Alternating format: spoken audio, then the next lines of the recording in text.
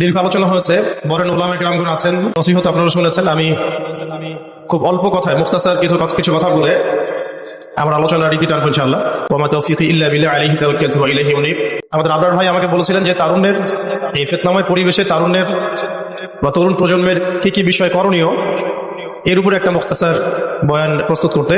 তো আমি চেষ্টা করছি মোটা দাগে শুধু 10টা কথা বলার জন্য। আল্লাহ পাক আমাদের সবাইকে শুনে বুঝে আমল করার তৌফিক দান করে দেন। আমার সামনে যারা বসে আছেন সবাই তরুণ ভাই। তো প্রথম যে কথাটা আমি আলোচ করতে চাই সকলের উদ্দেশ্যে, এটা সকলের ক্ষেত্রেই প্রযোজ্য। প্রথম আমাদেরকে আমাদের জীবনের উদ্দেশ্যটাকে ফিক্স করতে হবে।